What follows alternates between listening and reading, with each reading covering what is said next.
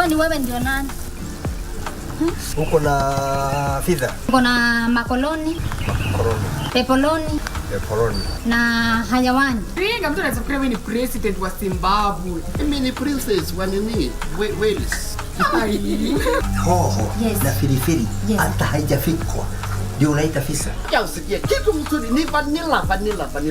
That's nice for you. Huyu ni nani? Wewe, who are you? Haumjui? Wewe ndio umemwajiri kazi? Nani? To get John chapter 11 as your skiza tune, dial *811 *965#. I am the resurrection and the life. The one who believes in me will live, even though they die. John chapter 11, verse 25. To get John chapter 11, dial *811 *965#. To get John chapter 11, dial *811 *965#.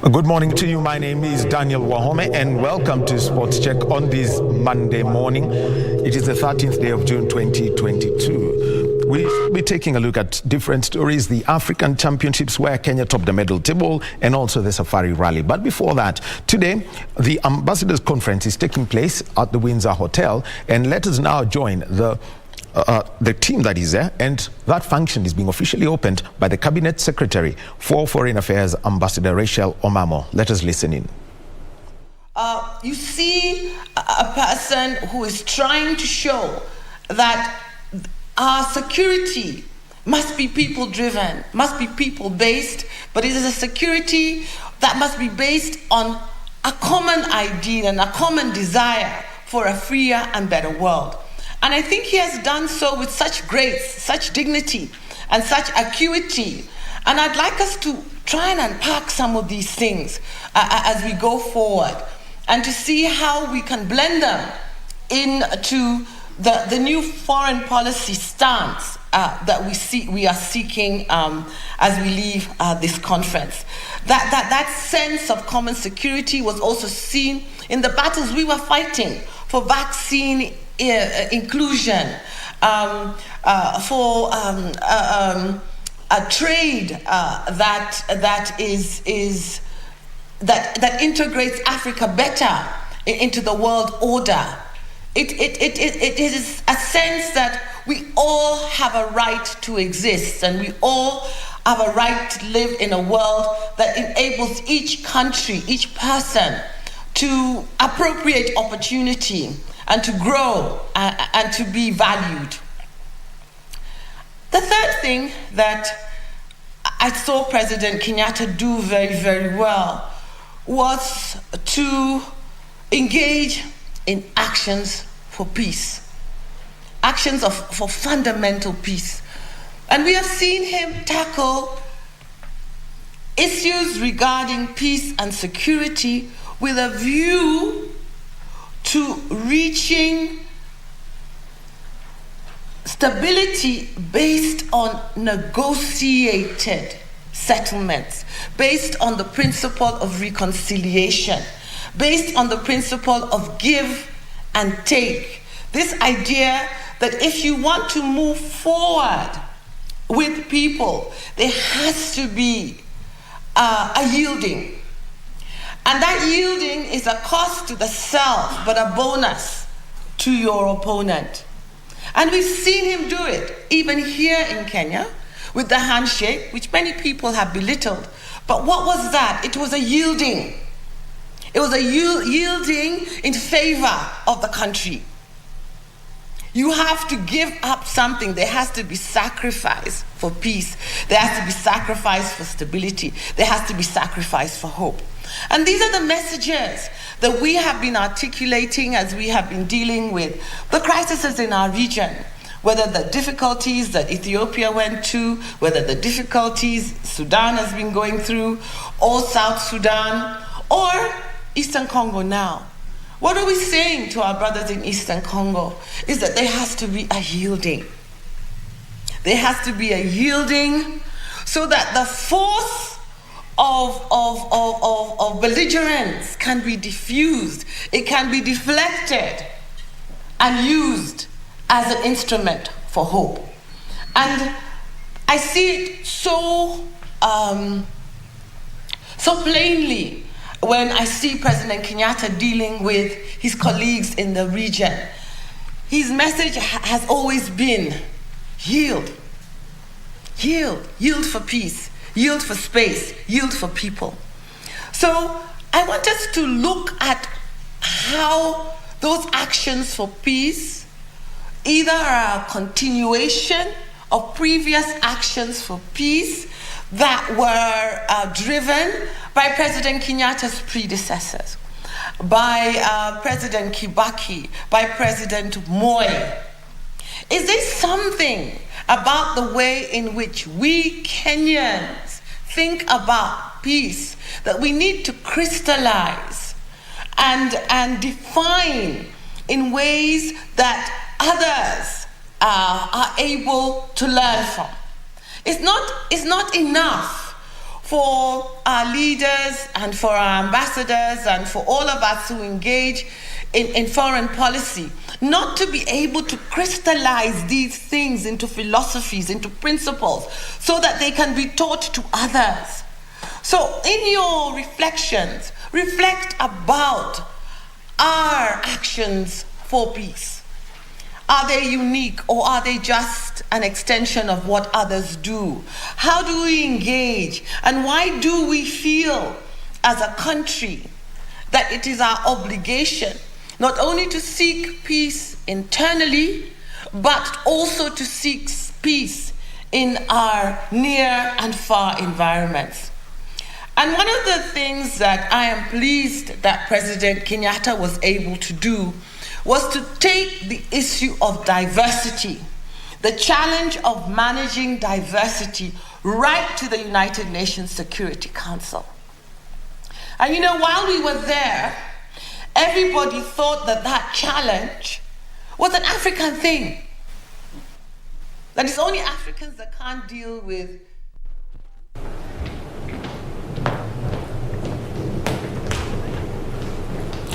That is the Cabinet Secretary for Foreign Affairs, Ambassador Rachel Omamo, and she's speaking in Nairobi, and this is as she gets the 18th Ambassadors Conference going. It's happening live at the Windsor Hotel in Nairobi. Safina Chingoma is our reporter, and she's going to be giving us that story in our news bulletins later today.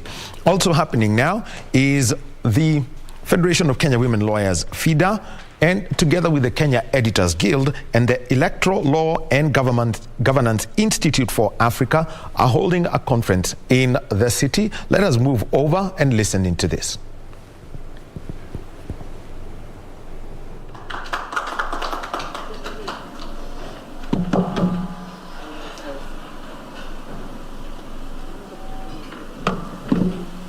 Good morning, everyone. My name is Honorable Agnes Wanjankanya, MCA candidate, Magumuni Ward, Tharaka-Nithi County. Magumuni Ward is the biggest ward in the Tharaka-Nithi County, competing against 5 men. I'm the only lady, and I'm here to share a bit of my journey and how FIDA has helped me through this journey. One of the biggest lessons I learned from FIDA,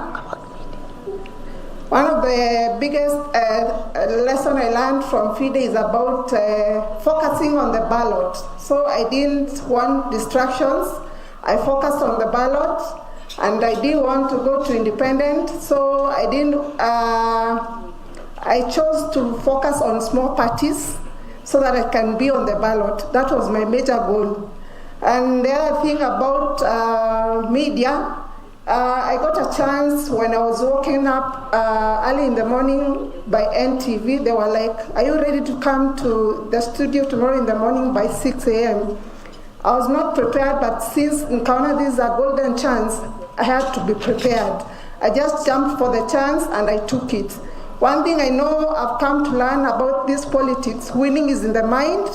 It is not about the money that you have. It is not about your pocket. The Bible says, as he thinketh, so is he. Whatever is in your mind is whatever is going to manifest in your world. So if you think you're going to win, you're going to win. If you think...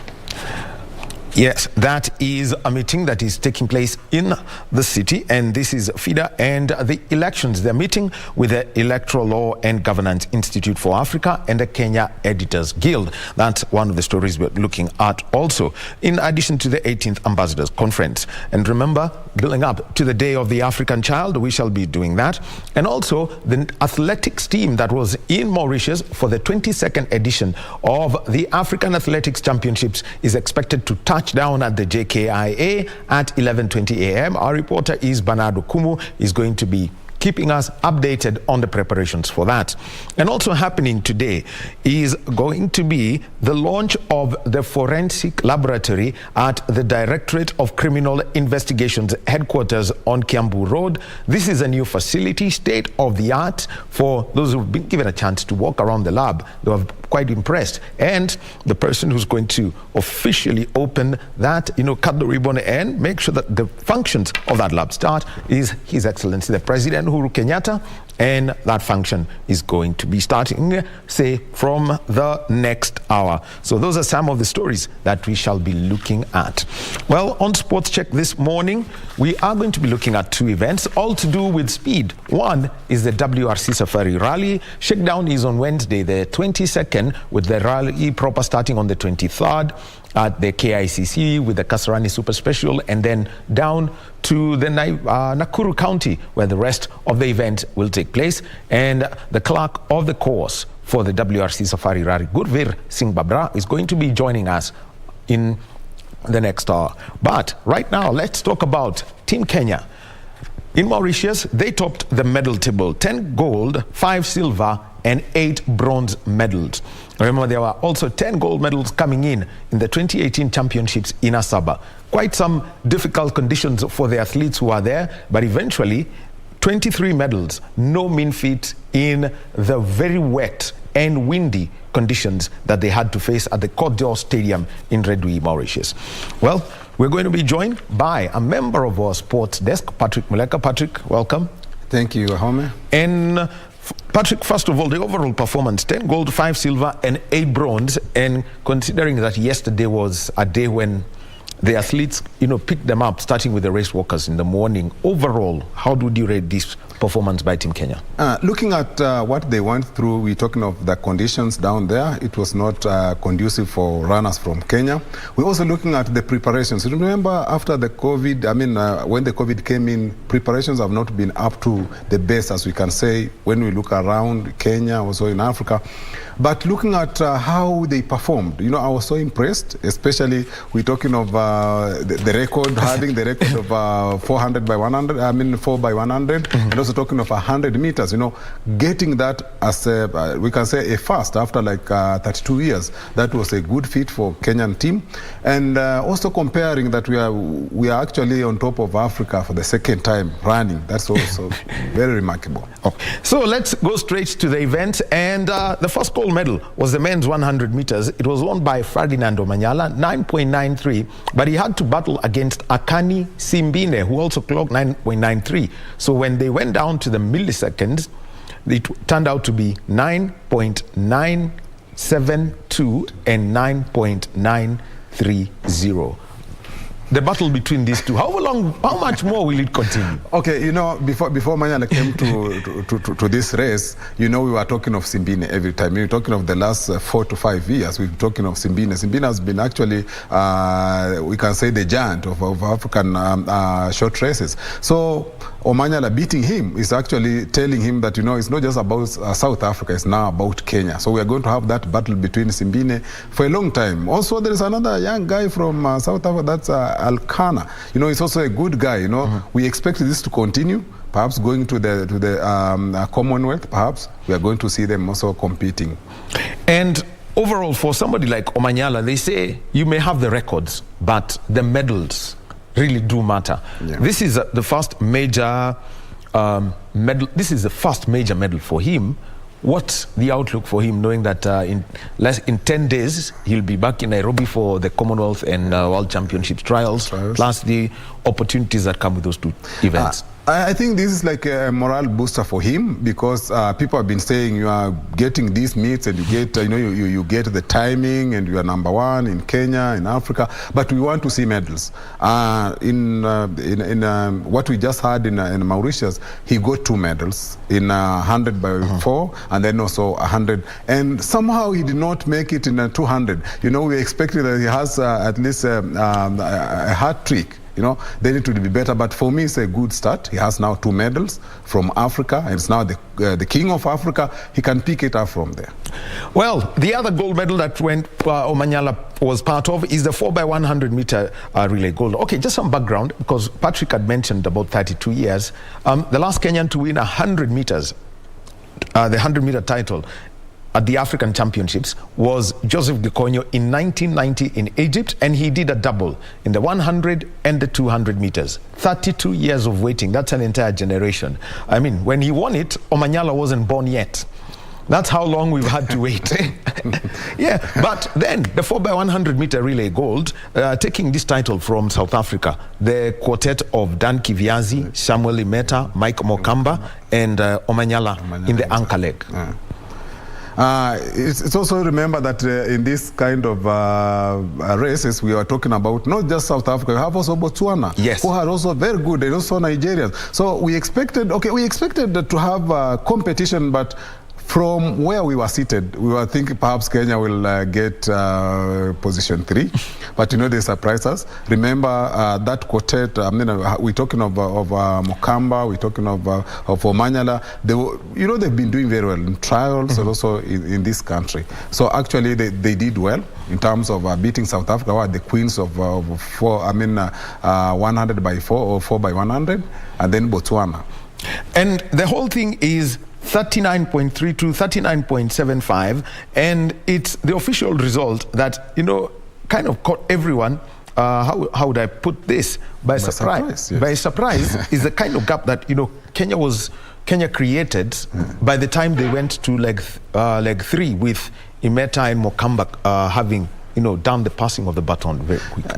Yeah, in fact, after the first, we can say the first stride. The second stride, we could see that Kenya were doing better. Even if you look at the timing, the timing, they were able to be able to narrow down the lead between South Africa and Kenya and also Botswana. So that between Mokamba and now the finishing line, it was clear that perhaps it was going to be the race between South Africa and Kenya. Well, 39.28 seconds, the result for Team Kenya. And now that the opportunity for the sprinters now, the 100, for the men's 100 and the relays, what more needs to be done so that we can see a lot of improvement, so that Kenya can, continuously compete now against Zimbabwe, who are proving to be no pushovers in the sprints anymore, South Africa and Botswana, who incidentally were disqualified. Yeah, we've always said this, that Kenya, we have good runners, especially we've been talking of middle distances and long distances, but now we've seen an upsurge of short distance runners. But what we need to do more is to ensure that they do more practice, and then we're talking of having pure and fresh athletics. We're talking of lack of not using drugs. That's what I mean. So that we can be able to have more of these young guys coming in, having more of trials that we always have, like we're having inter-county, having the Nairobi, we have, North Rift, South Rift. So we need to be having more of these. not only the time we have championship, but we have like a regularly, so that we have these young guys coming in from high schools and also from discipline forces. Well, the gold medals kept coming, and now let's talk about the women's 1,500 meters. Winnie Chebet winning a gold, and Purity Chepkirui taking the silver in that event.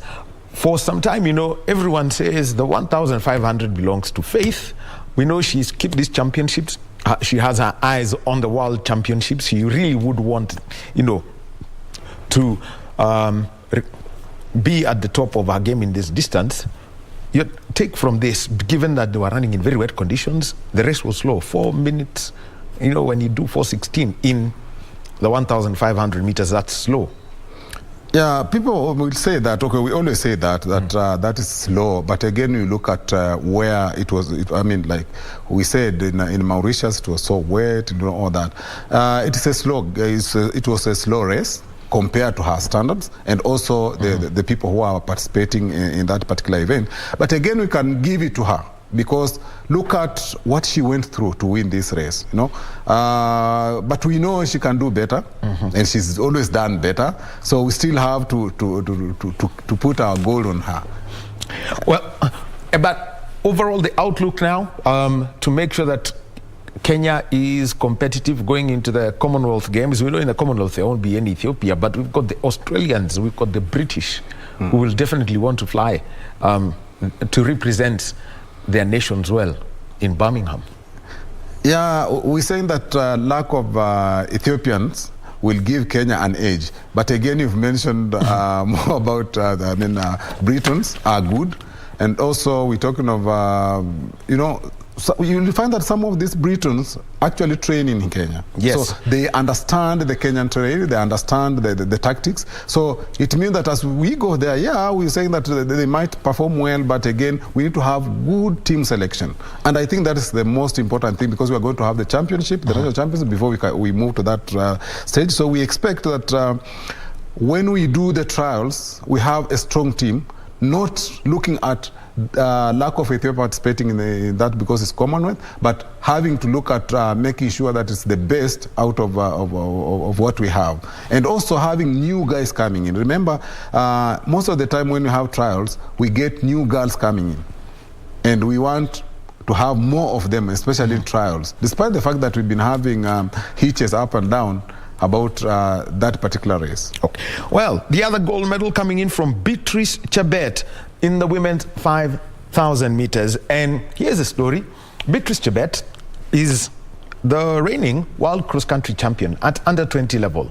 And after that, she started getting invitations to competitions that involved the seniors. And here she is with the senior gold. What's the good thing that comes out when you have a young athlete like this now breaking through the ceilings that may have that as she enters the seniors?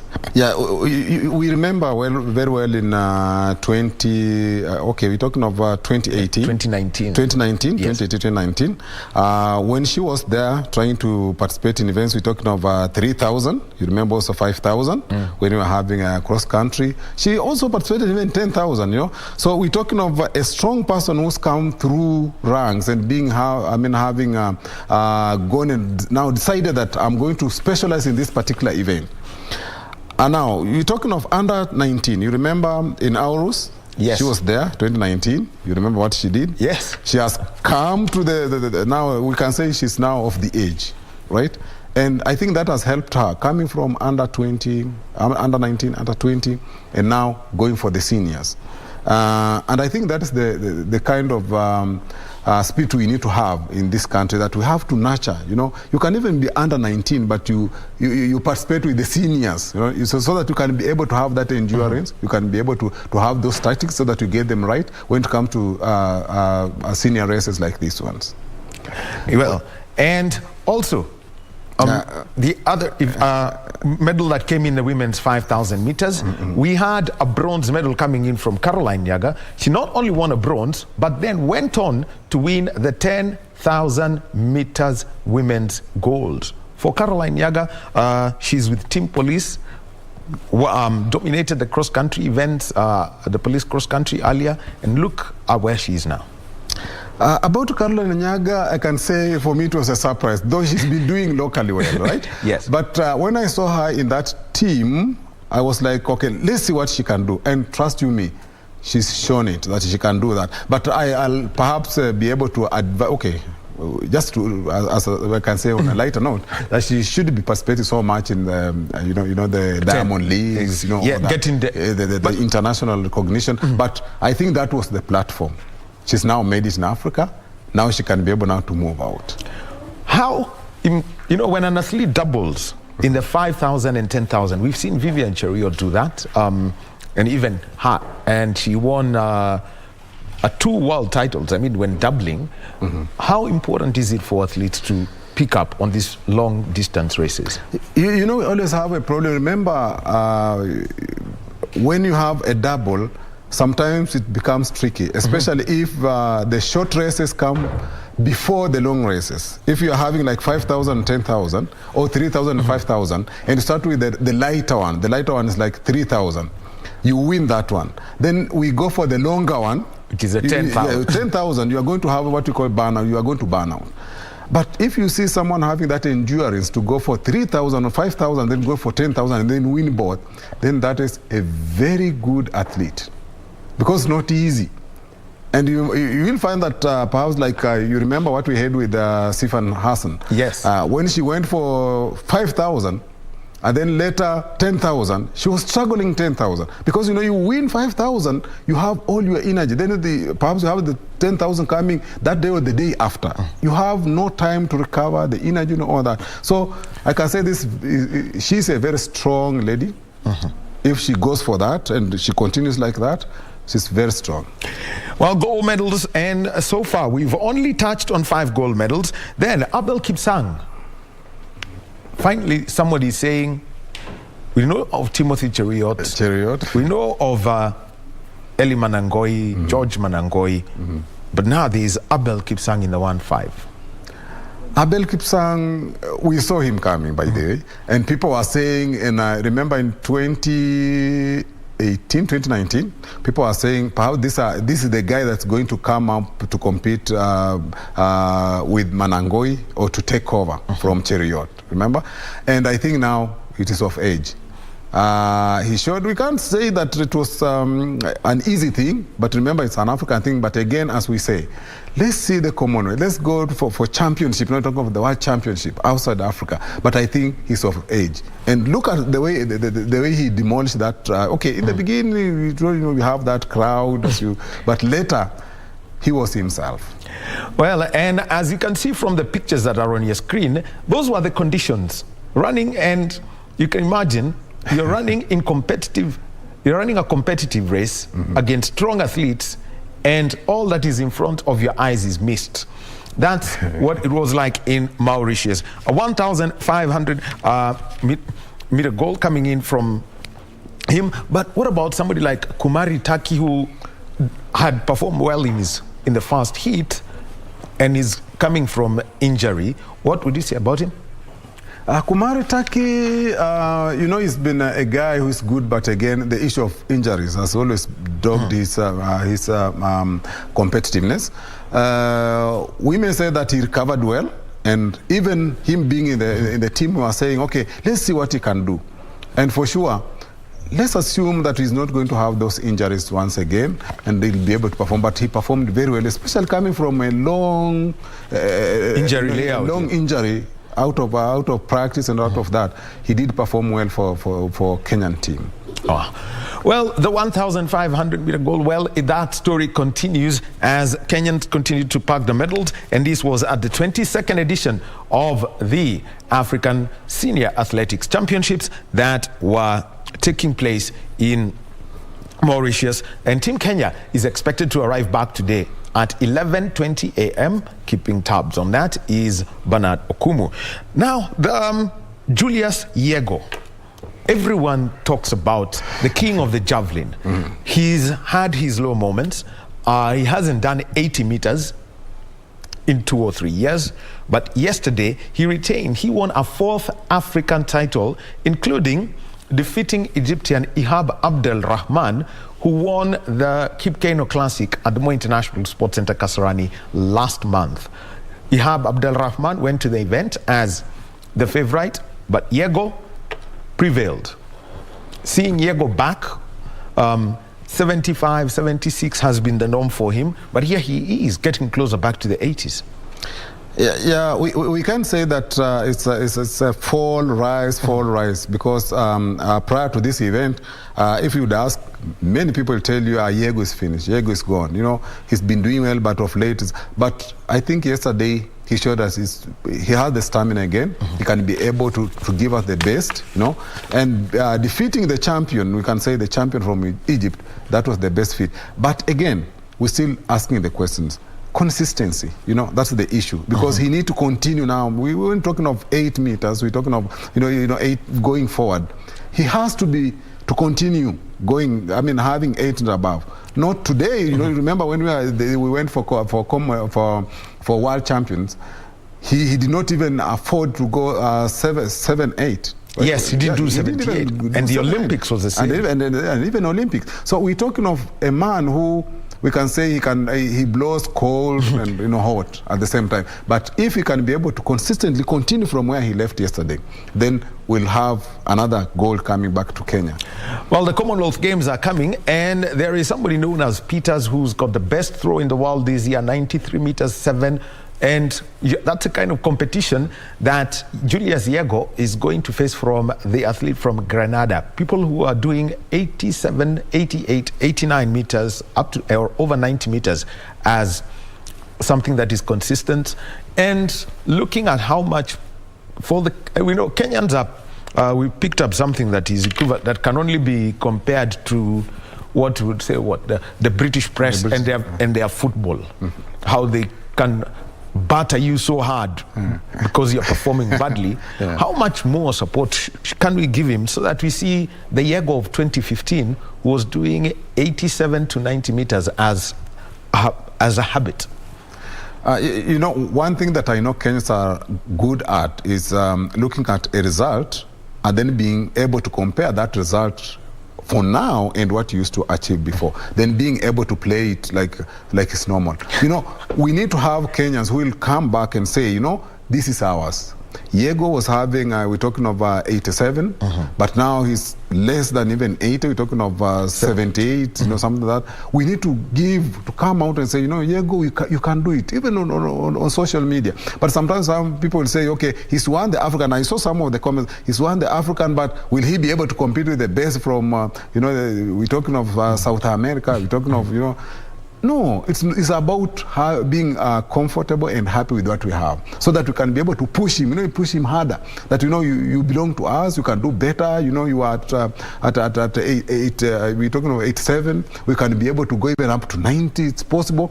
Then we push him. The way you said about the Britons, also South Africa, they'll tell you are the best, you are going to do it, and then someone will continue improving. But in Kenya, people will be like, okay, he was there, he won that time, and then he's finished. No, you don't get finished, you know, in things like this. You know, javelin is a new, you can say, a new competition that Yego gave to us. We never had it.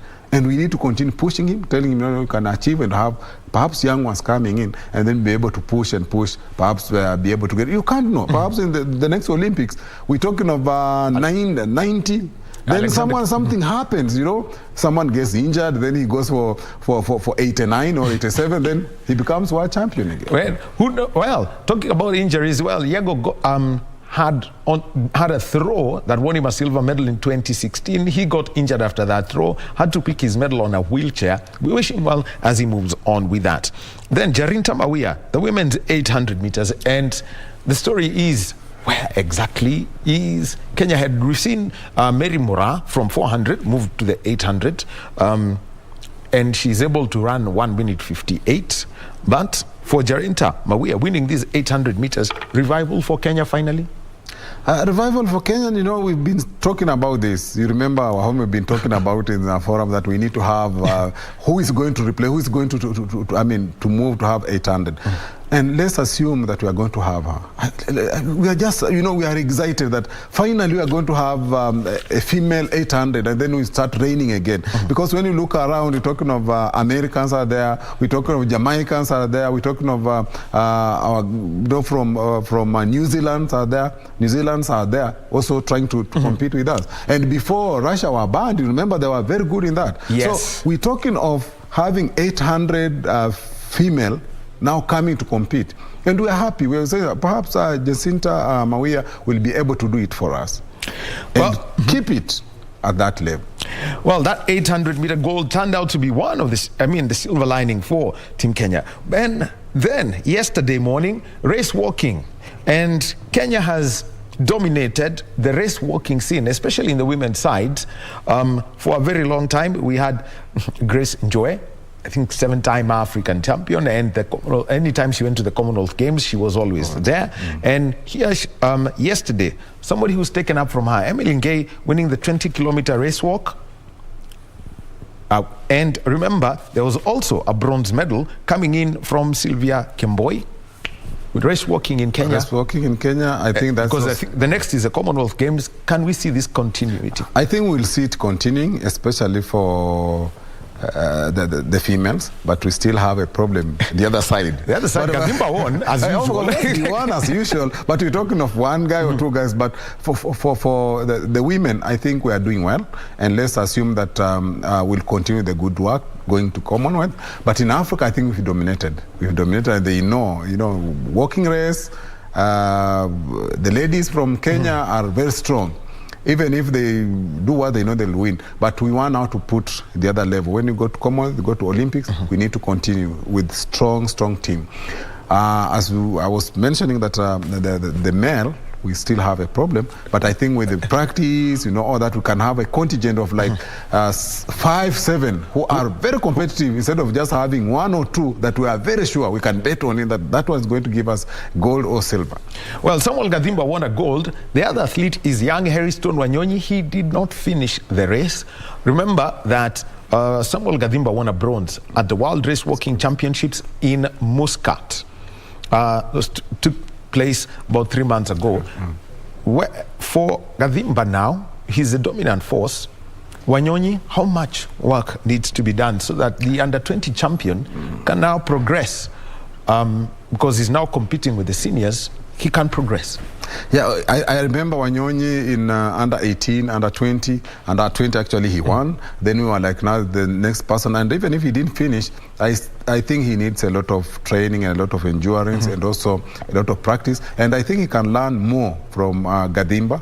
And let's hope they train together, because Gadhimba is a guy who actually has specialized in that field. He can be able to give you a good run of money, especially in that field. So I expect Wanyonyi, with the time, he'll be able to catch up. And we're seeing a bright, a future for that young man, despite the fact that he did not finish. And again, as we said, these conditions were not the best for them.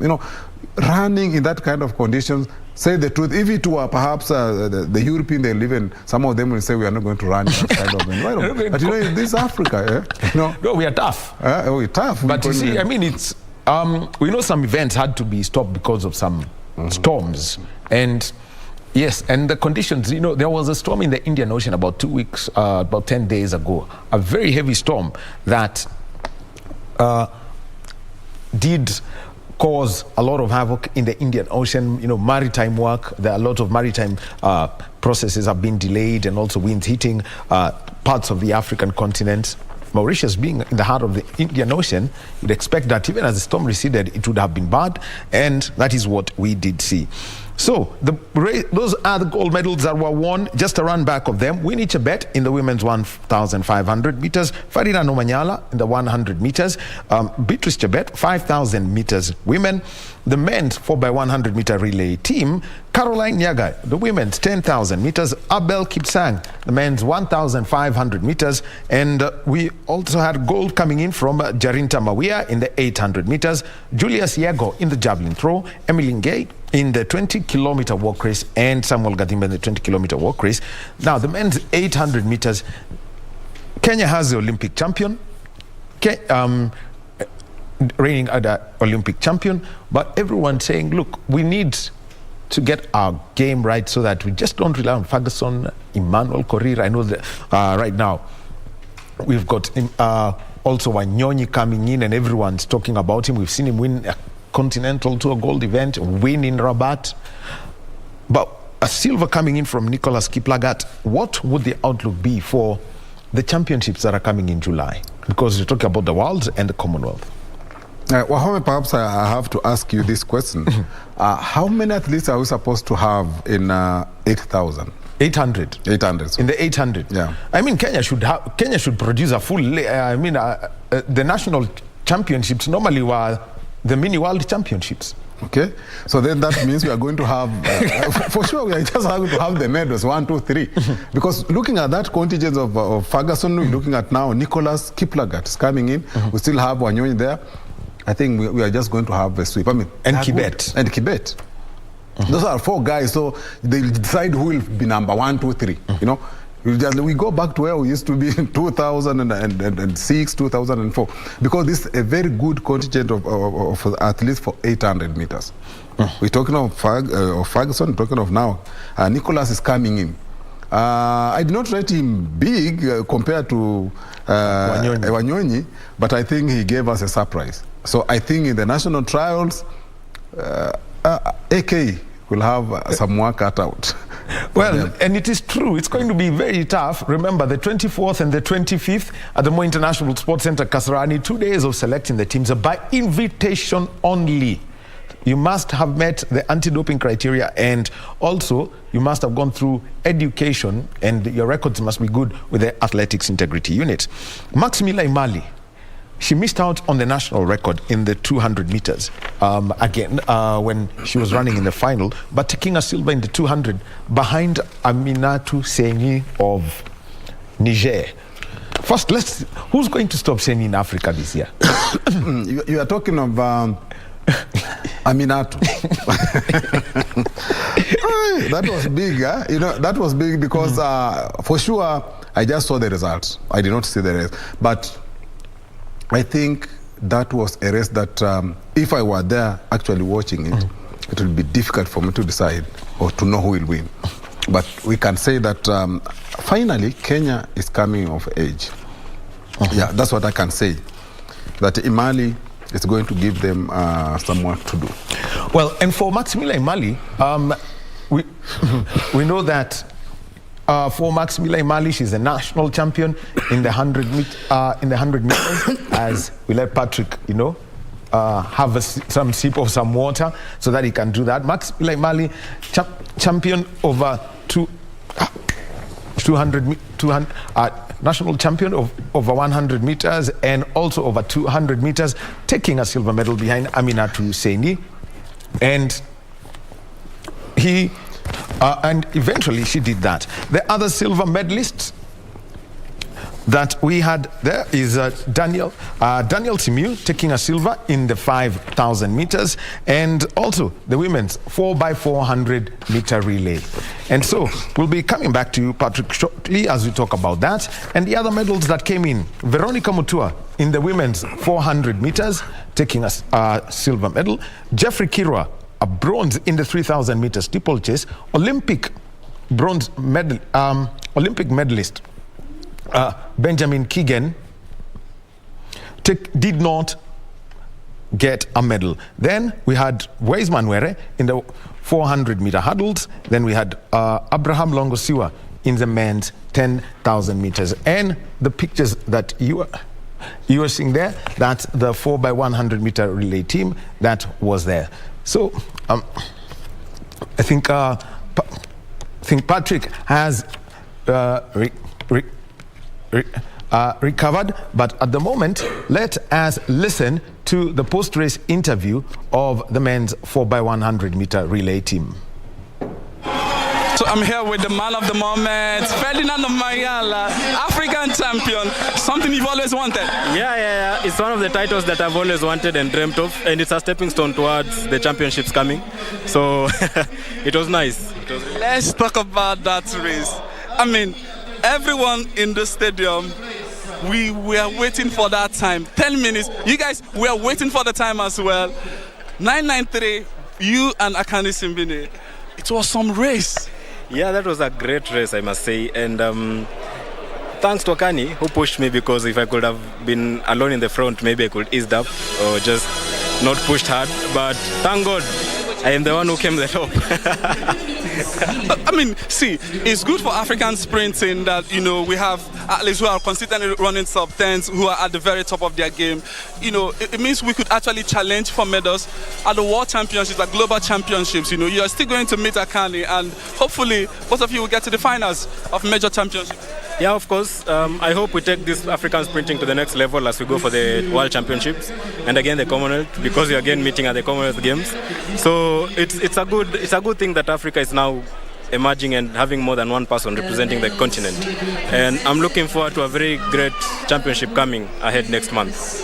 You've always wanted that championships record set by Nigeria's Seun Ogukoye. You said it was 2 years before you were born, but unluckily you did not get it today, because from what I heard, I understand the time was wind aided. Yeah, I've not seen the official results yet, but again, it was still a good time, and we hope that we'll break it at some day, 2 years later.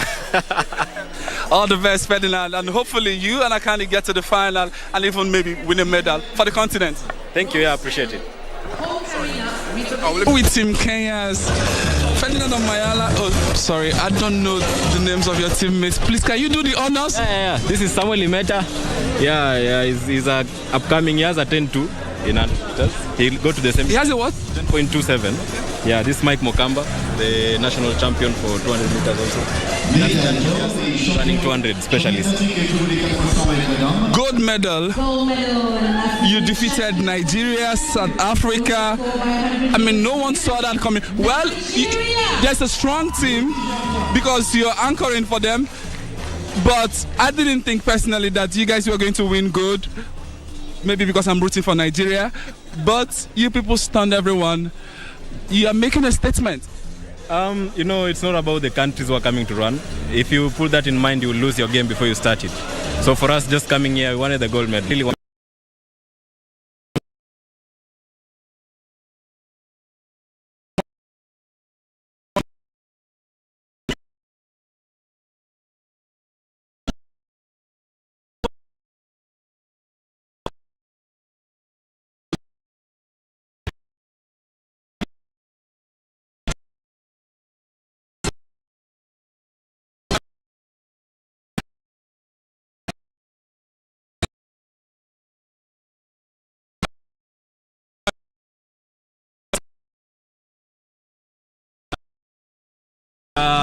No, not that strange because our sprint is coming up big, and we hope to do best.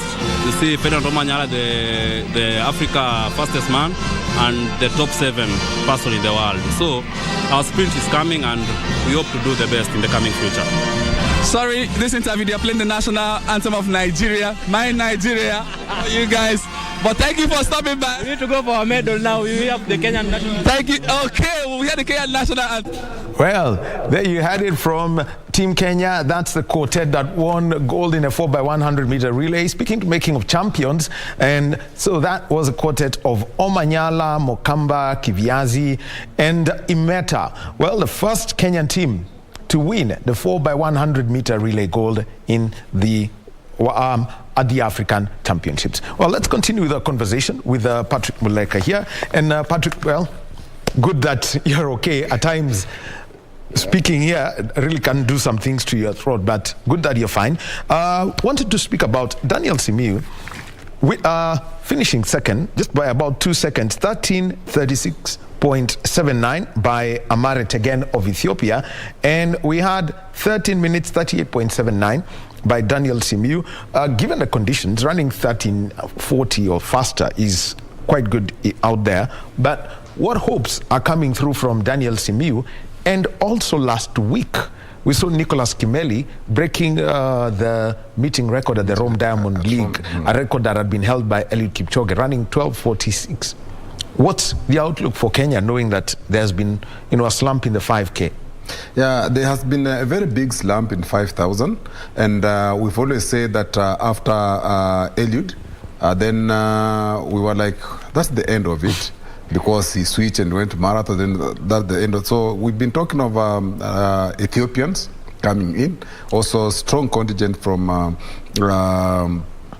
sometimes we get them from Britain, those who came from Africa, you know, the Ethiopians who go on the other side. And the Somali people. Yeah, we've seen more Pharaohs of this world, you know, moving to the other side. But now Daniel Simiyu coming in, and we have also now we are like seeing another Eliud Kipchoge coming in, because we need that title. We need to regain that title that has been lost to people from us, so that we can have 5,000, we have 1,500, 5,000, 3,000. All of them are coming back to Kenya. But again, as we said in the beginning, that the African Championship is good for us. It's like the benchmark. Then from there we go outside there to see what will happen. So with even the person you talked about, the Rome winner, Nicholas Kimeli. Nicholas Kimeli. With Nicholas Kimeli, with Daniel now Simiyu coming in, I think we see that we're going to have a heir to Eliud Kipchoge going forward for 3,000. Well, another event that I want to talk about is the men's 400-meter hurdles. Wiseman Were took a bronze medal in this event, but it is the story of the under-18 championships from the year 2017 that we need to look at. The winner was Sox Zazini of South Africa. He was a hurdler at the under-18s in 2017, and the third best hurdler in the world at the moment behind is Alisson dos Santos of Brazil. If you want to identify him, just look for the tall fellow who was overtaken by Mary Morad in the mixed relay. That's how we identify him. But what's the story of these under-18? I mean, from the under-18s from 5 years ago, that we're now seeing explosive performances. I remember when we were when the issues of under-17, under-18, under-20 came in. I remember that day. I mean, that time very well. The AK telling us that, you know, it is a way of integrating these guys from the age of 17, 18 up 20, so that they can be able to perform at a level when that time comes. And I think it's paying off. And I think that's the way to go. That let's invest a lot in under 20, under 17, under 18. Just like what the Americans do. You know, all the years they've been good in sprints, also Jamaicans, because they start at that age of 17. And that is the story that we are seeing right now. Those guys who are doing very good right now in 2020, they were there from 2017, 2018, 2019 coming up. So we expect that progression to continue. And that's why we have the championship. We're talking of under 17, even in this country. We need to have them all and all through training and through participation, so that they can be able to be the future athletes and the winners, or even world breakers. Well, and just to look at the times, 49.42 for Sokwakana, Sox Zazini. We have Abdel Malik Lahulu of Algeria, 50.10. And Wiseman Were, who finished in 50.48 seconds. And you just looking at the pictures, look at the dominance of Zazini.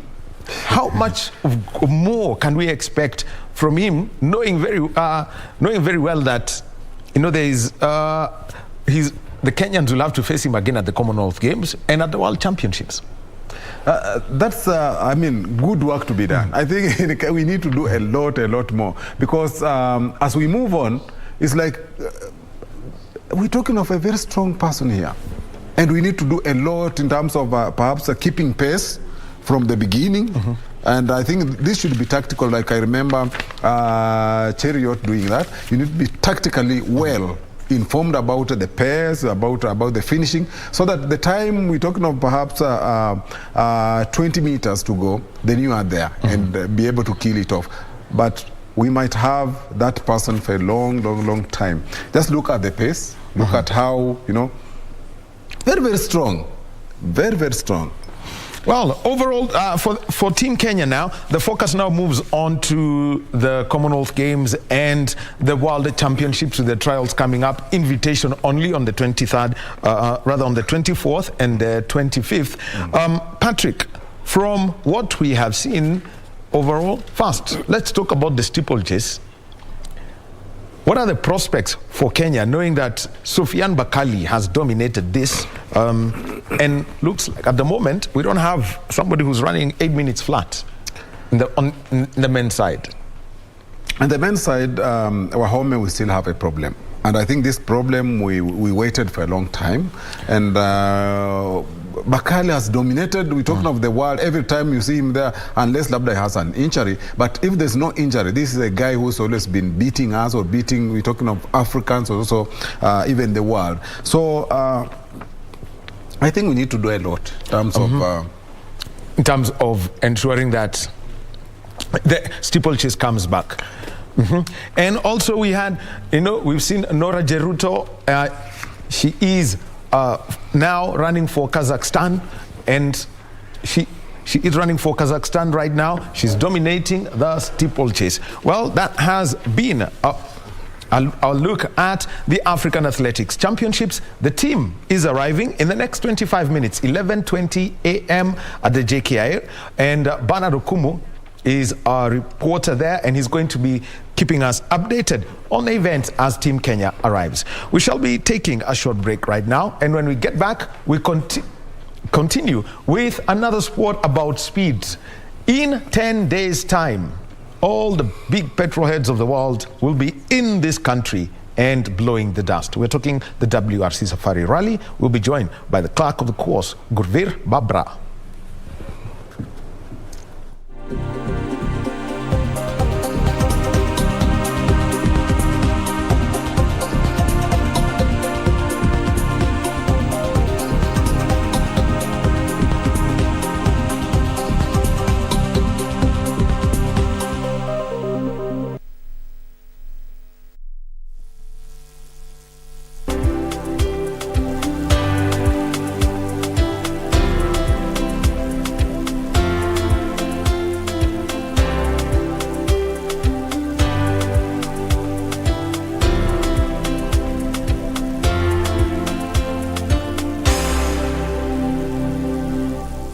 Top sports attractions on KBC Channel 1. In July, Kenya Morans face off against the DRC, Egypt and Senegal in the FIBA Basketball World Cup African qualifiers in Alexandria, Egypt from 1st to 3rd of July 2022.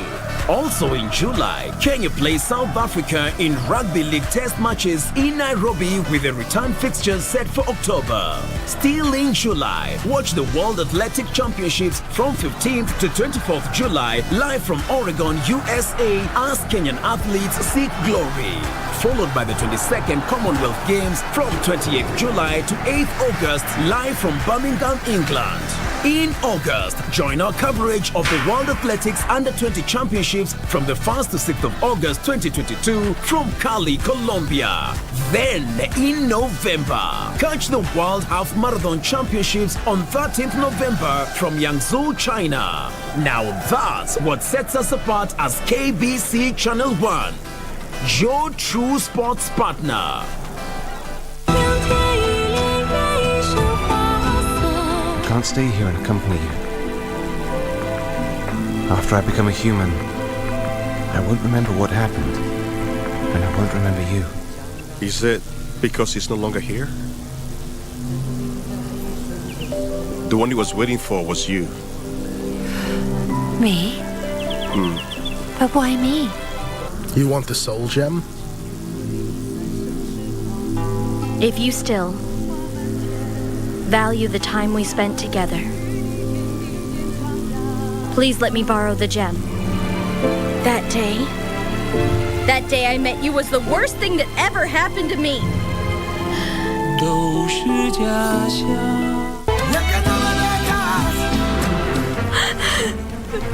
Oh, Gaston, look at his face. He's very scared.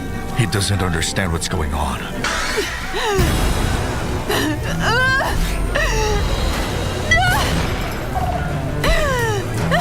I'm going to prove you wrong. Your mother knows that, and you should too. I'm going to prove it to you two, and you will swallow all your words. No, we are not going to leave! Really, you brat? Of course you will. Look how I'll make you do it. because I'll be able to do what I've wanted to do for a very long time now.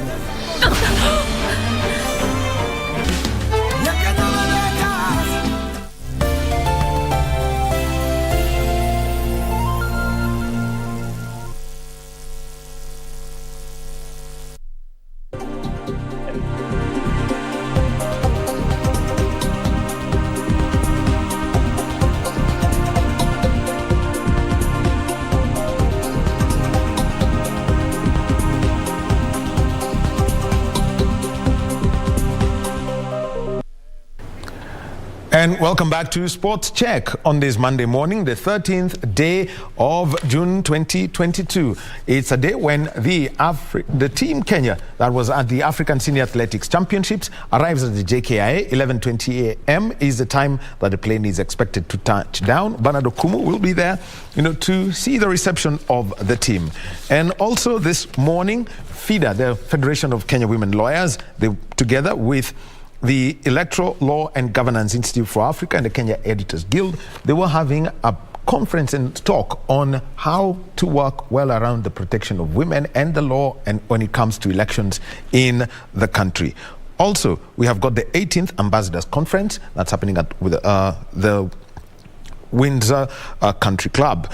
And President Uhuru Kenyatta is expected to officially launch the forensic laboratories, and this is going to be happening at the Directorate of Criminal Investigations. It's a new facility and get down to use for all the analysis that the crime scene investigators will be doing.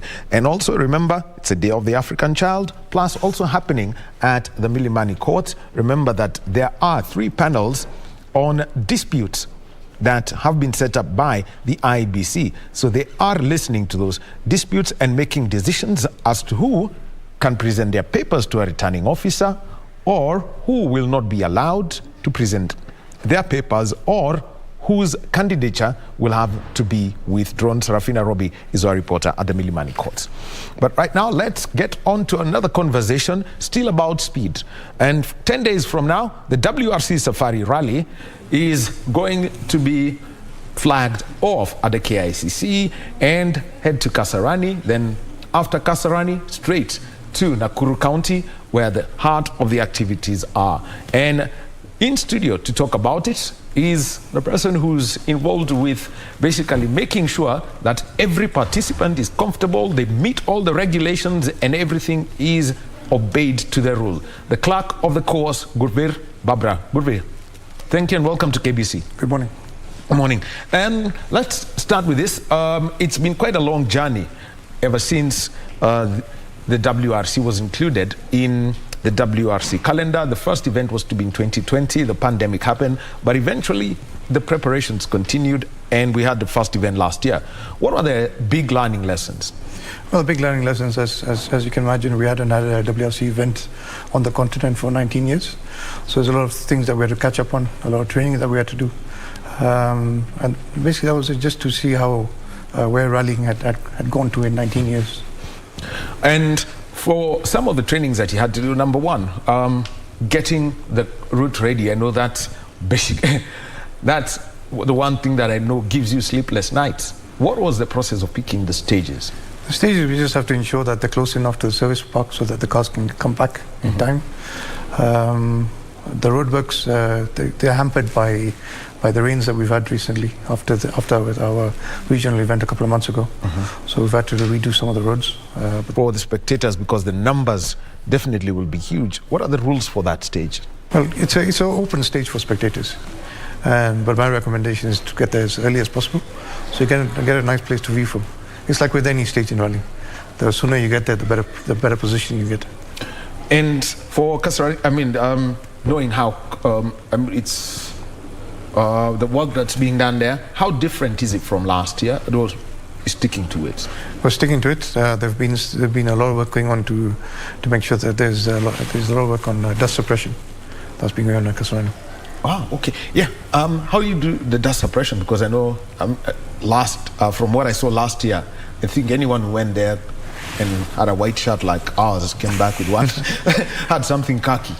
So again, like the contractor is working on them. I don't know what process they're using, but I know they're working on it. All right. We know that there's a lot of natural soil that was there and a little bit of gravel. Any change to the surface, or it stays as is? Surface stays as is. I think what they've done is where they saw any problems, they've added more marm and compacted it. Very good. Now, you've mentioned about specific, spectator stages and where they've got to go. Tell us about, for example, access to Soisambu and Untitled, the correct route that everyone must know that this is the point that you use, and because there are those who say, let me follow the rally cars because it's faster, but that's not the case this year. No, not always the case. What we'll do is there's a spectator guide that will be published in the next coming days, and we'll give them, all the spectators and the fans, a detailed overview of all the stages, all the spectator areas, and how to get to them. Something else that people need to understand is the medical intervention teams that you have got. What have the preparations been this year? I know last year, at the KWS Institute, at one point there was something close 30 or something helicopters at one point. How are you working with this? Ambulances, choppers, light aircraft? On the sporting side, we have 2 helicopters. We have a helicopter that's both a medivac. The second one is on standby in case the first one is deployed. We always have a spare. And then we have a lot of helicopters in the area for VIPs, the teams, and so forth. Something else that we see is there's always the helicopters and the teams. How are these related? And what is it that a team helicopter can do? What is it that a team cannot do with their helicopter team? Well, the entire airspace over the route is actually closed to all air traffic. We get a NOTAM from KCA to close the whole airspace. There's only one helicopter that will be in the air at that time, and that's for WRC TV. And it's not like the olden days where the teams had mechanics and engineers on helicopters following cars and helping to assist to fix them to keep them going. So the other helicopters that we have will only be going to specific spectator areas and so forth. So that means that if you are a VIP, the only place you can go to is KWS, WRC TV, one chopper, and that's it. Yeah. Other things that we would like to know, number one, from the African end, the drivers were coming from Africa. Duncan Bubiru, has he signed up? I hear he signed up for the KNRC side. His car doesn't comply to the WRC regulations, but he wants to do the KNRC event.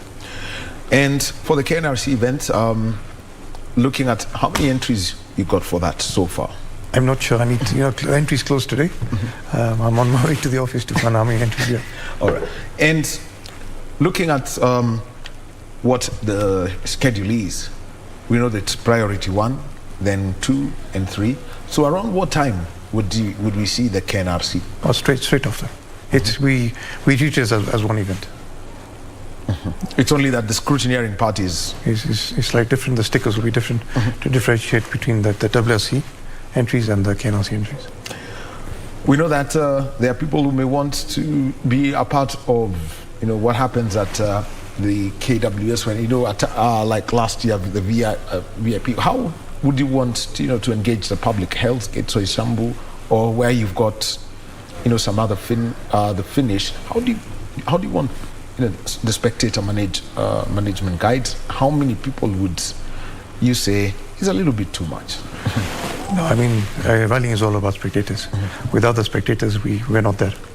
So we've, like I said, we've created specific areas for spectators. We've created a new route in Soisambu for spectators and other stages as well. So the other one is all about the conversations that are being spoken about. What are the things that people are asking, at times when they call the rally office to ask about the event, and not just the competitors, but it's mainly the members of the public. What are the tough things that some of the things you're hearing out and they're asking, itakuwa aje? So I got a lot of people calling, especially my friends, asking for passes. And I keep telling them that the entry into our stages is free. It's free. You don't need a special pass to get into the stage. The VIPs obviously have a pass that will take them to a VIP area, but that's about it. But the stages are open to the public. And I think the CEO, Phineas Kimathi, mentioned something that he brought up buses, is to try and have people pooled to avoid some of the chaos that was there that was there in 2021. How much work has been done to see we can have pooled transport for spectators? You know, you could have people park at one place and put them all together in a bus. Yeah, well, we're looking at it for two of the stages. We're looking at it for Hell's Gate, just make things a bit easier for spectators to try to get in. So we'll see how it goes over the next couple of days. Which is the other stage where the buses will be used? We're looking at admittance into the service park, but we will have to restrict that. But Hell's Gate might be that, where they can park and give them a shuttle service into the stage. Rally proper starts Thursday, and when it comes to every rally, Wrc reconnaissance as they go check the route. How is it working this year for all the teams? How the cars that they will be using, and the interesting one for Kasarani. So Wrc is scheduled for Monday and Tuesday of Rally Week. So all the competitors will be out doing their 2 passes as permitted on the stages around Naivasha and around El Mataira. On Thursday we have a waiver from FIA where the crews can use their rally cars to do the Wrc in the morning before they go to KCC for the ceremonial start. It's a little bit unusual because for super specials you'd find that they don't even use Wrc cars, they actually walk. Yeah, ours is a bit longer than other super specials. Ours is 4.8 kilometers, so it's important that they get into a car to get around. Now, and there's one question, I think this happened last year, from after shakedown, Rally proper hadn't started, so the cars were on flatbeds to Nairobi. Is the same case happening this year? Yeah, same thing. So the shakedown this year will be on the Wednesday morning, and then as they finish, they've got the entire afternoon to get the cars ready for the main event itself, get them loaded on car carriers if they wish to do so. And I know the P1 crews and maybe some of the Rally 2 cars will be spending the night at Safari Park. And what about the rest, for the rest of the teams, KNRC, Rally 3, where is the pack family? It's, well, our crews, our regional national crews, all have their own transport already. Most of them have trailers, some of them have trucks, and instead of paying for this service, they will just look after them themselves. So that means all the cars will have to move to Safari Park ahead of the ceremonial start. Well, they'll make their way to Kasarani for the Wrc. All right, Kasarani after Wrc. The whole thing about KICC, everyone knew about the ceremonial flag off, and it's still a huge thing today. It is. It's wonderful to be at KICC, and as you know, growing up as kids, going to KICC during the safari was always an adventure. Seeing the rally cars and the boards and stuff. So KICC, it's always been the heart of the safari, and it's always nice to be back at KICC. KICC, it will be Kasarani. Then, what's the route back to Naivasha? Because then they've got to, from Kasarani, the cars have to drive down all the way. Yeah, as the rally starts on the stage, on the ramp at KICC. From at that point, they are in the rally from TC0. So when they finish the super special, they will drive down to Naivasha. They'll take exactly the same route they took last time. They'll go down Thika Road, through Mathaga, into Roka, and then use the road that takes you up to Limuru, and then come out to the highway there. And then drive down using the highway and all that. Down, yeah. From your experiences, I know you've been doing, I know you get invitations to travel with, to get involved with other rallies and the trainings on preparing for events of this caliber. Let me just start with the first one, is preparing the road book, which is basically the notes that give you the directions. what have been the lessons from how we've done it for the Equator Rally or the KNRC, and what's required now for WRC? Well, it's not much different from what is required between a regional event and the WRC when it comes to the road book. Obviously, our road book for the regional event has become better from our experience of doing the WRC event, and it's going towards our national event as well. Our road books are getting better. And this is an example. For example, what was the response of the drivers? If I was to start with the Equator Rally, which is usually a dry run for this event. Yeah. Well, it's a good event to have for not just for the crews but for organizers as well. It gives us an opportunity to do some small training. We have training ongoing throughout the year, but on-event training is very special. Technical intervention. This is another one where actually last year people said we thought we knew. Now we are back to zero and we are learning afresh. Yeah, with technical intervention, we have all the equipment to be able to take a crew out safely from a car, and this is ongoing training. There's ongoing training for every single person that volunteers for the safari. And what's how spread out are the technical intervention vehicles? We know last year we had the incident with TEDge, and people, the stage had to be called for the competitors who were behind as help came through. How do you spread them out? We try to spread them out in such a way that an MIV or TAV, the ambulance or the technical intervention vehicle, can get to the scene of an accident within 10 minutes. And at the same time, the helicopter starts up as well.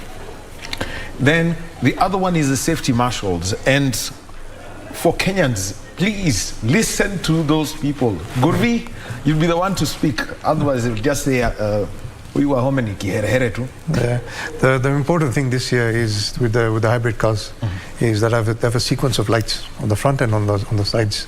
They have a green light and a red light. The green light means that the car is safe, and the red light means do not approach the car because of the electrical system on the car. It's about 400 volts, so we don't want anyone to get a shock from the car. Now, to the public, because they don't listen to the marshals when they are told, stay away from this part of route, or if there is a corner or this point, what is it that they should know? The marshals are trained to be safe themselves and to ensure the safety of the public. So if a marshal or one of the volunteers is asking you to move slightly away from an event, there's a reason for it. It's for your safety. Well, there you've had it from Gurveer Singh Babra, clerk of the course, Wrc Safari Rally, 23rd to the 26th of this month. Well, that has been Sports Checks. Time for us now to take a break, and we take you over we now take it, and as we see the pictures from the Directorate of Criminal Investigations headquarters, where President Uhuru Kenyatta is arriving, and this is for the official launch of the forensic laboratory at the DCI headquarters. This is a new facility, and it has been put up, and amongst those who are going to be there, the Inspector General of Police, you've got the Cabinet Secretary for the Interior, Dr. Fred Matiang'i. You have got the Director General of the DCI, George Kinoti, who's going to be there, and some of the facilities and activities that will be taking place when in this new facility. First of all, they've got the Fingerprint Identification Bureau that's going to be there, and we've got the Forensic Chemistry Unit, the Forensic Biology Unit, so you've got experts in that. You've got the Cybercrime and Digital Forensics Laboratory Unit also. And right now, the National Anthem is being played. So let's take a pause for that.